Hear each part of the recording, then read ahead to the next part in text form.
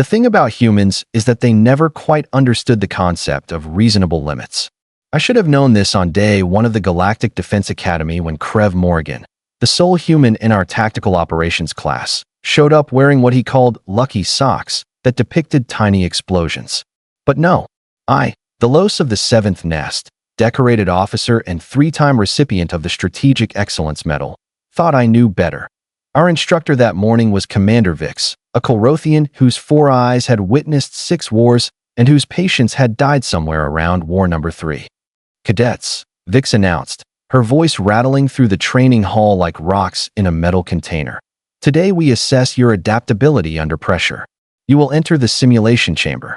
You will be given 30 seconds. Your task? Improvise a weapon from your surroundings. Anything. Everything. Use your environment. Begin when the klaxon sounds." Simple enough, right? Wrong. The first group entered. I watched through the observation panel as my classmate Jorn, a Hectarian with excellent academic scores, managed to fashion a crude club from a broken pipe in 45 seconds. Respectable. Not great, but respectable. The second group? Similar results. Zara from Proxima 7 wrapped debris into something resembling a sling. Took her 50 seconds. She looked proud. Commander Vix looked constipated. Then came my group, and Krev, the klaxon blared. We scattered into the simulation chamber, a deliberately chaotic space filled with what appeared to be the aftermath of a mechanical workshop explosion. Broken furniture, scattered components, random cables, standard improvisation scenario stuff that I immediately spotted a metal rod. Perfect. I grabbed it, feeling rather intelligent about my quick thinking. 10 seconds. New personal record. Beside me, Jorn's cousin Pella was struggling to detach a chair leg. Across the room, someone else was attempting to sharpen a piece of plastic against concrete. Very ambitious. Probably ineffective. Definitely time-consuming. And Krev hadn't moved, he just stood there. Hands on hips. Head tilting left, then right. Like he was shopping for fruit at a market instead of completing a military assessment. "Human," I hissed. "The clock is running." "Yep," he said. "Just that." "Yep." 20 seconds gone. Commander Vix's voice boomed through the speakers. "Cadet Morrigan, I suggest you start moving." "On it, Commander," Krev replied, still not moving. 25 seconds. Then, something changed. His eyes sharpened. That lazy, half-interested expression vanished, replaced by something that made my secondary spine tingle with instinctive unease. Prey recognition. That is what my ancestors would have called it. 28 seconds. He moved, not walked, not ran, moved. Like reality had suddenly decided to play at double speed just for him. His right hand shot out, grabbing a length of chain. His left foot kicked a rolling cart toward himself, while simultaneously his right elbow knocked 3 metal pipes off a shelf into his waiting left hand. He ducked, snatched a canister of industrial adhesive from the ground, twisted mid-crouch to grab a shattered piece of mirror, then bounced back up with a bundle of synthetic cord somehow already wrapped around his forearm. The klaxon sounded. 30 seconds complete. "Time," Commander Vix announced. "Present your weapons." I held up my metal rod. Solid choice. Practical. Pella had finally freed her chair leg. Good for her. The others displayed various clubs, improvised blades, and one genuinely creative whip made from braided cables. Commander Vix nodded slowly. "Adequate. Some of you show promise. Others show that you should perhaps consider careers in agricultural services." Then her eyes landed on Krev. "Cadet Morrigan, you spent the majority of your time standing still. Explain yourself." Krev smiled. Not a nervous smile. Not an apologetic smile. The kind of smile that made me wonder if humans had predator ancestry nobody had mentioned in the xenobiology briefings. "Commander, you said improvise a weapon. Singular. You didn't specify we should stop at one." For a Vix's eyes narrowed. Meaning, Krev said, stepping forward. "I didn't want to waste time on just one when I could map out something better." He laid out his collection on the assessment table. The chain he had grabbed? He had somehow woven the synthetic cord through it in those few seconds, creating a weighted flail with the metal pipes attached to the end. Weapon 1, the mirror shard, wrapped in cloth torn from his own sleeve, creating a handle. Weapon 2, the industrial adhesive. He had used it to attach smaller sharp components to a flat piece of plastic, creating a makeshift axe. Weapon 3, but he wasn't done. He pulled apart his lucky socks. revealing that they were not socks at all, but rather storage pouches sewn into fabric. From these he produced a garrote wire, a collapsed baton, chemical heat packs that could be weaponized, a small blade, a set of hard polymer knuckles, and something that looked suspiciously like an improvised taser. The room went silent. "You," Commander Vix said slowly, "brought weapons into a weapon improvisation test." "No, Commander." Krev's grin widened. "I brought components. You said use our environment. I'm part of my environment. These became weapons when I improvised their assembly and application, following your parameters precisely." You could have heard a dust particle hit the floor. Commander Vix's mandibles twitched. Once, twice, then she laughed. Actually laughed. A sound I had never heard from her in 6 months of training. "How many?" she asked. "How many what, Commander? How many weapons did you actually prepare?" Krev scratched his chin, genuinely appearing to count in his head. "Functional and immediately deployable. 47, give or take. Depends on whether you count the component combinations or individual pieces. Also depends on your definition of weapon. Some people get really technical about that.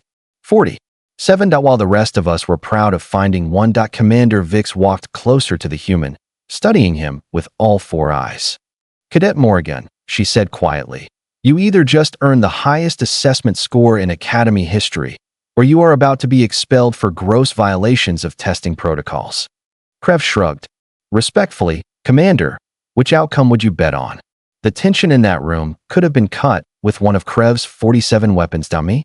I just stood there, gripping my single metal rod, realizing that humanity's reputation for terrifying improvisation was not exaggeration. It was understatement. Commander Vix stared at Krev Morrigan for what felt like 17 standard cycles, but was probably closer to 15 seconds. Her mandibles clicked rhythmically. Left, right. In Kolrothian body language, this meant she was processing something that fundamentally challenged her worldview. I had seen this exactly once before, when Cadet Yorn tried to argue that gravity was just a theory during astrophysics class. That had not ended well for Yorn. "Explain," Vix finally said, gesturing at the arsenal spread across the assessment table, "how you conceptualized 47 weapons in under 30 seconds while your classmates struggled to conceptualize one." Krev picked up the makeshift flail, testing its weight with casual familiarity that made my primary stomach clench. "Permission to speak freely, Commander?" "Granted." Strongly encouraged, actually. The rest of the class was looking for weapons. He paused, setting down the flail and picking up the mirror shard blade. "I was looking for solutions to problems that didn't exist yet." Pella, still clutching her pathetic chair leg, made a confused whistling sound through her breathing vents. "That makes 0 sense, human. Does it?" Krev pointed around the simulation chamber. Everyone saw a broken pipe and thought club. Valid. Effective against 1 opponent at medium range. But what if there are 3 opponents? What if they have armor? What if you need to engage at long range? What if you need something concealable? He gestured to his collection with genuine enthusiasm, like a merchant displaying prized goods at market. Chain flail for multiple targets and extended reach. Blade for close quarters precision. Adhesive trap for area denial. Garrote for silent elimination. Baton for non-lethal compliance. Chemical heat packs for distraction or irritant deployment. Taser equivalent for incapacitation without permanent damage. He grinned wider. Each problem gets a tool. More problems, more tools. Commander Vix's mandibles stopped clicking. That was somehow worse than when they were clicking. "You are telling me," she said, voice dangerously quiet, "that in the time it took your peers to solve 1 immediate problem, you solved 47 hypothetical ones. 48, technically. I didn't mention the boot knife. Of course there was a boot knife. This is insane," I muttered, immediately regretting speaking aloud when both Vix and Krev turned toward me. "Is it?" Krev asked, and his tone wasn't defensive. Genuinely curious. Commander Vix said adaptability under pressure. I adapted to every pressure scenario I could imagine in 30 seconds. Seems like I followed instructions better than anyone. The other instructor observing from the back of the room, a Seldorian named Prax who rarely spoke, suddenly stepped forward. "Question for the human," Prax said, their translation collar rendering their clicking speech into standard galactic common. "Did you enter this exercise planning to circumvent its spirit?" "No, sir."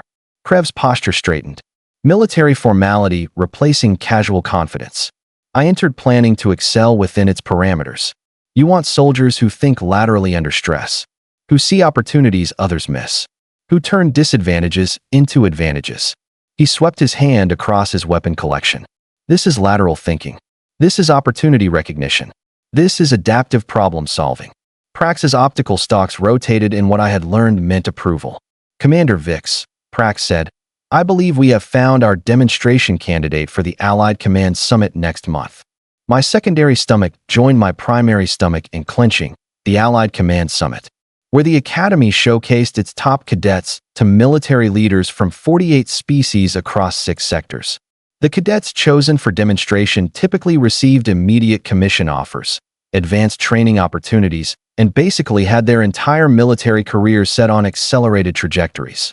Also, it meant those cadets were considered the absolute best the Academy could produce, and they wanted to showcase the human who had just proven that when told to bring one weapon, he would simply bring everything. Commander Vix's mandibles resumed clicking. Faster this time. Cadet Morrigan, she said slowly. Do you understand what Instructor Prax is suggesting? That I represent the Academy at a major diplomatic and military event, Commander. And does this concern you? Having every major military power in this sector evaluating your capabilities. Krev's expression shifted. For the first time since entering the simulation chamber, he looked completely serious. The casual humor vanished.